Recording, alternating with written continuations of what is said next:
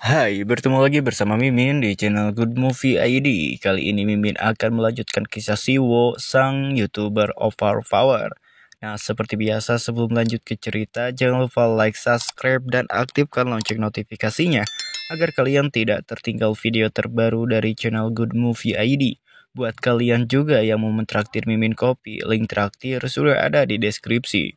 Oke lah, tanpa lama-lama lagi, ayo kita gaskan, meluncur di markas pusat Guild SH Hunter, tepatnya di aula latihan. Tampak Cahairin sedang berlatih dengan pedangnya, dan terlihat Siwo juga telah berada di sana.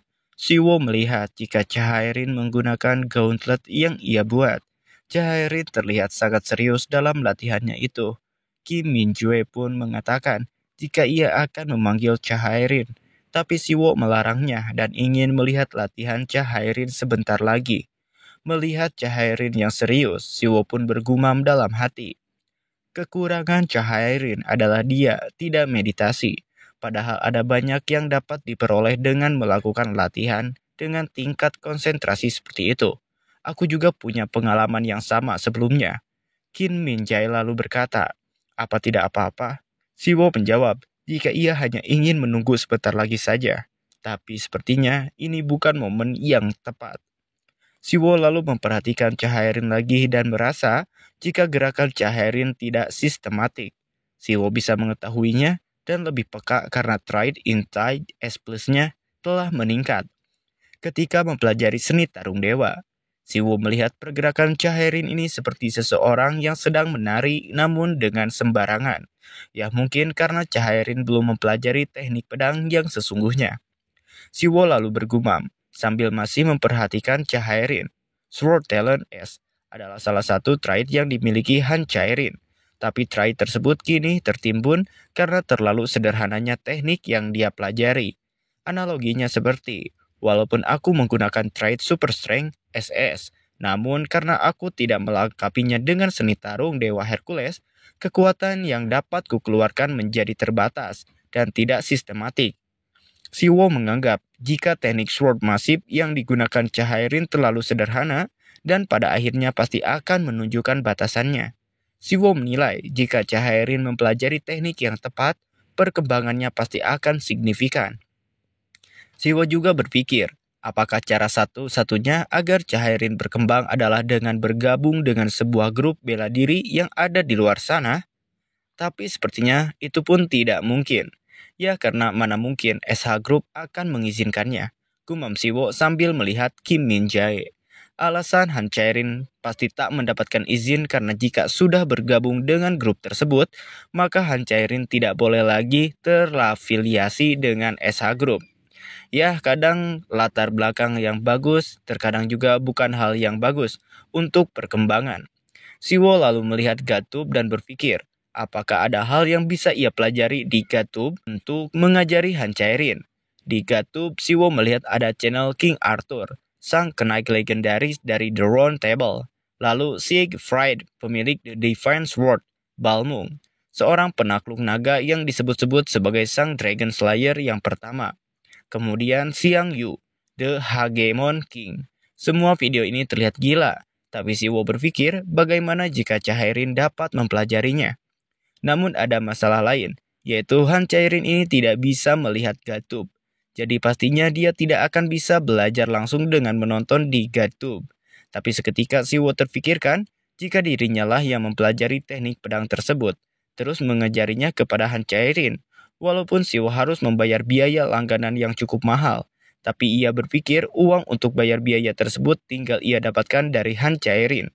Siwo juga berpikir, berapapun biayanya, mau itu 1 miliar atau 10 miliar, demi perkembangan cucu dari pemimpin SH Group, mungkin itu tak akan jadi masalah. Tapi di balik itu semua, tentu Siwo juga memikirkan keuntungan bagi dirinya. Bisa saja ia juga mendapatkan uang tambahan jika mengajari Cahairin. Memikirkan hal tersebut membuat air liur Siwo keluar dari mulutnya. Matanya berbinar-binar karena ini kesempatan dia untuk menjadikan Han Cairin sebagai ATM berjalan. Akan tetapi Siwo merasa ragu dirinya tidak tahu apakah Han Cairin yang seorang hunter kelas S mau belajar dari dirinya yang merupakan seorang hunter kelas D. Dan satu lagi, Siwo juga hanya bisa mengajarin Han Chaerin jika dirinya telah mempelajari dulu dari Gatup. Siwo jadi penasaran sekaligus bingung, apakah dirinya bisa belajar banyak hal dalam satu waktu yang sama. Namun, jika Siwo menyia-nyiakan kesempatan ini, ia pasti akan menyesal.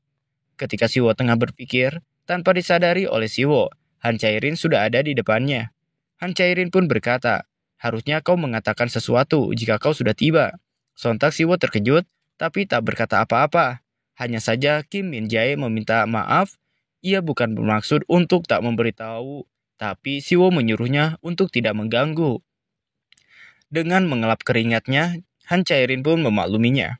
Siwo terkesima melihat Chaerin, apalagi ketika Chaerin melewatinya dan mengatakan, "Aku akan mandi dulu." Siwo mengatakan jika Chaerin benar-benar cantik bak bidadari. Singkat cerita, mereka pun telah berada di sebuah ruangan. Chaerin meminta maaf karena telah membuat Siwo menunggu. Siwo pun tidak mempersalahkannya. Siwo lalu bertanya kepada Chaerin, apakah benar Chaerin membutuhkan bantuannya? Siwo pun menanyakan, sebenarnya apa yang telah terjadi di dalam dungeon. Chaerin lalu mengatakan jika di dalam dungeon sebenarnya tidak ada satupun monster. Siwo pun bertanya-tanya, apa maksud Chaerin? Chaerin menceritakan kejadiannya. Ketika aku dan rekanku yang lain memasuki dungeon, di dalam sana sama sekali tidak ada monster. Akan tetapi, kami akhirnya bertemu dengan satu monster tertentu. Di benak Siwo, ia masih bertanya-tanya. Bukannya tadi Chaerin bilang tidak ada monster, sekarang ada. Mungkin itu yang ada di otak Siwo. Siwo lalu berkata, oh, jadi ada monster ya di dalamnya. Dengan membayangkan mata dari monster tersebut, Chaerin mengiyakannya. Namun menurut Chaerin, monster itu dianggap sebagai monster juga sepertinya tidak cocok. Meskipun penampilannya terlihat seperti serigala, Chaerin tidak pernah melihat monster seperti itu sebelumnya. Mendengar cerita Chaerin, Siwo pun berpikir, monster serigala ya. Monster keluarga serigala cukup banyak. Namun sejauh yang ku tahu, kalau itu dungeon kelas S, mereka seharusnya tidak ada di sana. Chaerin pun mengatakan jika dirinya tidak bisa menangani monster tersebut. Siwo menatap Chaerin, ia berkata dalam hati, dungeonnya kelas S. Dengan kekuatan Han Chaerin yang mayoritas di sekitar tingkat A+, dia masih memasang maksud. Siwo lalu bertanya, apa bahkan kau sendiri tidak bisa masuk? Chaerin mengiyakannya. Siwo lalu berpikir lagi, jika pastinya Chaerin tidak sendiri memasuki dungeon tersebut, ia pasti ditemani oleh rekan-rekannya yang memiliki bakat dan equipment yang luar biasa. Meskipun begitu, mereka tetap gagal. Bukan hanya gagal, tapi mereka tidak bisa menangani satu monster itu. Siwo lalu menyimpulkan masalahan Chaerin. Ia berkata kepada Chaerin, jadi pada intinya, di dalam dungeon hanya ada satu monster, dan monster tersebut sangat kuat, hingga tidak dapat kalian tangani begitu. Tanya Siwo. Siwo lalu mulai berpikir, jenis monster apa yang sebenarnya dihadapi oleh Chaerin ini. Ia bergumam, pertama, hanya ada satu monster di dungeon tersebut, tapi monster tersebut terlalu kuat untuk dihadapi oleh hunter kelas S sekalipun. Kelas sebuah dungeon biasanya diukur dari total kekuatan sihir yang ada di dalamnya. Itu adalah format standar dalam penentuan kelas dungeon. Karena itu, tidak pernah ada kasus di mana kelas dungeon tersebut hanya ditemukan dari satu monster saja, dan dungeon yang bersangkutan. Siwo pun mengira jika itu adalah mutasi. Akan tetapi konsep mutasi ini agak sedikit berbeda dari konsep mutasi yang ada. Siwo berpikir mungkin monster serigala yang dihadapi Chaerin adalah Chapo Regime, seekor monster yang memiliki total kekuatan sihir yang ada pada dungeon kelas S pada dirinya sendiri. Jika itu benar, maka ini menjelaskan kenapa Chaerin tidak dapat menanganinya. Oke, Mimin jelaskan dulu tentang monster Chapo Regime. Chapo Regime disingkat menjadi Chapo, kata dalam bahasa Italia yang biasanya digunakan oleh mafia Italia yang berarti bosnya bos. Jadi monster yang dihadapi Chaerin adalah bos dari monster yang ada di dungeon. Dan spesies Chapo ini sangatlah berbahaya dan bahkan setara dengan monster kelas S. Setelah itu, Siwo pun mengatakan kepada Chaerin, kemungkinan besar monster yang dihadapi Chaerin adalah seekor monster Chapo Regime. Chaerin pun ternyata baru pertama kali mendengar monster Chapo Regime. Siwo pun menyarankan agar lebih baik Chaerin menyerah atas dungeon ini. Siwo juga bertanya apa Chaerin punya alasan tertentu kenapa ingin menaklukkan dungeon ini lagi. Siwo memberitahu Chaerin jika dungeon yang sedang Chaerin ingin taklukkan bukan sembarang dungeon. Jika Chaerin memaksakan, bisa-bisa Chaerin kehilangan nyawanya. Tapi walaupun telah diperingati oleh Siwo, tetap saja Chahairin bersikeras akan menaklukkan dungeon tersebut. Siwo pun bertanya apa alasan Chahairin bersikukuh seperti itu. Chahairin pun menjawab jika ini bukan hanya soal dirinya. Siwo pun tahu alasan Chahairin. Dampak buruk terhadap ESA Group atas kegagalan raid dungeon ini sangatlah besar. Setelah artikel mengenainya dirilis ke publik, katanya ratusan miliar dolar langsung ludes hanya dalam beberapa menit. Dan cara untuk menyelamatkan perusahaannya itu adalah menaklukkan dungeon rank S yang sebelumnya gagal. Pikir Siwo. Chahairin menatap Siwo dan mengatakan jika ia harusnya membenarkan apa yang salah. Ya, maksud Chahairin ini ia telah melakukan kesalahan atas kegagalannya dan dia juga harus membenarkan kesalahannya itu dengan menaklukkan dungeon tersebut. Siwo lalu menyimpulkan, membuat raid dungeon tersebut berhasil secepat mungkin. Tentunya hal ini dapat membahayakan nyawa mereka yang bergabung di dalamnya. Tapi kalau yang dipertaruhkan adalah uang sebanyak triliunan won, mengambil resiko adalah hal yang sepadan. Siwo lalu berpikir lagi, monster kelas S spesies Chapo, sebuah monster yang tak pernah muncul sebelumnya, dan ini tak akan mudah. Dan setelah mempertimbangkan segalanya, Siwo pun menyetujuinya untuk membantu Chahairin.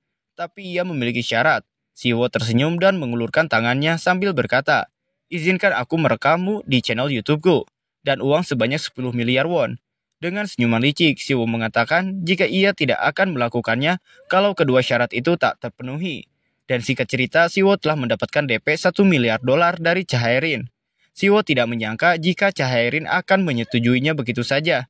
Ia sempat berpikir kenapa ia tak meminta lebih banyak. Tapi mungkin lebih baik tidak serakah karena ini adalah misi yang berbahaya, ucap Siwo. Karena uang 10 miliar sudah terbilang banyak. Siwo lalu kembali berpikir tentang monster yang akan dilawannya nanti. Monster Chapo kelas S itu adalah monster yang tidak pernah muncul sebelumnya. Aku tidak yakin dapat mempersiapkan strategi untuk menghadapinya. Kalau aku terlalu percaya diri, tanggung jawabku pun akan semakin besar. Tapi meskipun begitu, Trade Insight S Plus punya proficiency sebesar 24%. Dengan ini, menganalisa monster spesies Chapo itu seharusnya mungkin kan? Tidak, bagaimanapun caranya aku harus bisa menganalisanya. Siwo pun langsung menganalisanya. Keesokan harinya, di dalam dungeon kelas S, terlihat Siwo dan Han Chairin telah berada di sana. Chahairin berkata kepada Siwo, biarkan aku yang menuntun jalannya. Dalam hati Siwo ia berkata, Han Chairin, mengizinkanku untuk masuk ke dungeon ini dengan syarat ditemani oleh dirinya. Siwo sebenarnya tidak ingin masuk ke dalam dungeon kelas S ini karena sangat berbahaya. Tapi demi mendapatkan strategi mengalahkan monster spesies Chapo, ia harus melihat dulu tempatnya. Ditambah Siwo memiliki trait Super Strength SS dan Seni Tarung Dewa SSS. Bahkan jika Siwo tidak bisa mengalahkan monster Chapo kelas S itu, setidaknya ia yakin bisa melarikan diri. Siwo dan Chahairin pun melanjutkan langkahnya. Siwo merasakan jika suasana di dungeon ini berbeda dengan suasana di dungeon kelas rendah. Chahairin pun meminta Siwo untuk masuk dalam lagi. Awan terlihat bersinar terang. Saat ini Siwo dan Chahairin sedang berada di dungeon yang berbahaya. Siwo melihat Chahairin menggunakan gauntlet buatannya. Siwo pun mengatakan jika gauntlet itu ukurannya tidak pas. Chahairin pun mengiyakannya. Ukurannya sedikit tidak pas. Siwo pun memberitahu Chahairin untuk mengatur saja ukurannya. Chahairin terkejut karena ia tidak tahu jika gauntlet tersebut bisa diatur ukurannya. Siwo lalu berkata, ketika aku membuatnya, aku tidak tahu item ini akan jatuh ke tangan siapa. Jadi aku membuatnya dengan menggunakan tanganku sebagai ukurannya. Meski rasanya sedikit tidak pas, pengalaman pemakaian pasti tidak akan mengenakan. Siwo lalu menekan tombol yang ada di gauntlet tersebut dan seketika gauntlet itu menyesuaikan ukurannya dengan Chahairin. Chahairin pun terkejut dibuatnya. Dengan tersenyum, Siwo berkata, jika anggap saja itu adalah layanan after sales. Chahairin bertanya, bagaimana bisa ada fitur semacam ini? Siwo berkata, karena ialah yang membuatnya. Mendengar itu, Chahairin pun terkejut. Apa? Kalau begitu orang yang diakui kemampuannya oleh Master Sepal Guang adalah? Siwo pun menjawab jika ia tidak tahu itu. Tapi memang jika ia yang membuatnya di bengkel besi milik Tuan Seo. Dan ketika mereka sedang asik berbincang, tiba-tiba ada sebuah energi yang dirasakan oleh Siwo. Sontak Siwo terkejut. Energi apa ini? Siwo yang biasanya tidak tertekan dengan energi yang dipancarkan oleh seseorang, kali ini ia seperti diintimidasi sepenuhnya. Dan ketika Siwo melihat ke atas, ia melihat ada sepasang mata dengan aura yang mengerikan. Sepasang mata merah menyala yang siap memangsa, dan secara perlahan tubuhnya mulai tampak. Siwo tak percaya dengan apa yang ia lihat. Mata Siwo terbelalak. Siwo berkata, dia berada di level yang berbeda. Monster itu saat ini tepat berada di hadapan Siwo dan Cahairin. Siwo berkata, ini monster kelas S spesies Chavo. Dengan mata yang tak bisa berkedip dan dalam keterkejutan, Siwo berbicara dalam hati. Bisakah Han Cairin mengalahkan serigala hitam itu? Atau apa aku harus bergabung? Tidak, kami masih belum siap. Kunjungan ke dungeon kali ini hanya untuk memeriksa. Kami tidak boleh bertarung. Siwo lalu menggunakan seni tarung dewa jurus gejelik tanah. Dan ternyata cara tersebut berhasil mengalihkan perhatian si monster. Dan akhirnya Siwo pun bisa kabur bersama Cahairin. Siwo dengan kelelahan dan masih dalam shock ia memikirkan monster yang barusan. Aku tidak bisa memastikan kekuatannya, karena aku tidak bertarung langsung dengannya. Tapi setidaknya butuh 5 hunter kelas S untuk mengalahkan monster itu. Cahairin yang melihat kekuatan Siwo lalu bertanya tentang kekuatan Siwo itu. Namun Siwo membalas, daripada Cahairin memikirkan tentang kekuatannya, Siwo ingin bertanya bagaimana caranya party Cahairin menghadapi monster tersebut waktu itu, dan bagaimana bisa mereka semua keluar tanpa korban jiwa. Cahairin menjawab jika mereka hanya beruntung. Siwo lalu bertanya lagi, apakah Cahairin serius ingin melakukan raid dungeon itu lagi? Dan dengan tegas Cahairin pun berkata, iya, aku harus melakukannya. Tugas Siwo hanya membuat strategi dan tim Cahairinlah yang akan mengurus sisanya. Siwo dan Cahairin pun saling pandang, lalu melihat keyakinan dari sorot mata Cahairin. Siwo pun berkata, jika nanti ia akan mengabari Cahairin lagi dan ia pun pergi. Di rumahnya, tampak Siwo tengah berada di depan komputernya. Terlihat ia sedang menganalisis monster yang barusan ia lihat. Di sini, Siwo berkata dalam hatinya, monster macam apa ini? Spesies Chapo adalah spesies versi modifikasi dari monster biasa. Pasti ada di antara mereka yang merupakan prototipenya. Jurnal yang dipublikasikan oleh asosiasi Kamus Wikipedia Monster. Bahkan setelah membaca semua informasi yang ada di internet, informasi terkait spesies ini tidak ditemukan dimanapun. Dan meskipun Siwo telah menggunakan kemampuan Insight S Plus-nya, Siwo masih belum menemukan petunjuk. Siwo bertanya-tanya, sebenarnya siapa monster ini? Siwo kemudian di sini berlatih seperti biasa dan mengakhirinya. Siwo nampak kelelahan. Namun, ketika Siwo melakukan olahraga Hercules, profisiensi trait terkait meningkat. Super Strength SS-nya, profisiensinya menjadi 5,88. Dan seni tarung dewa Hercules, Triple S-nya bertambah menjadi 0,06. Di sini Hercules pun berkata, kau sampai berbaring seperti itu. Siwo kemudian melihat HP-nya. Kemudian Hercules bertanya, apa yang sedang kau lihat? Siwo kemudian memperlihatkan sesuatu kepada Hercules. Siwo berkata, ini adalah monster yang sedang ku analisa beberapa hari ini. Hercules pun terkejut. Apa? Menganalisa monster? Siwo menjawab, ya, aku sudah mencoba menganalisanya selama 3 hari, tapi belum menemukan satupun petunjuk. Kemudian karena penasaran, Hercules pun ingin melihat monster tersebut.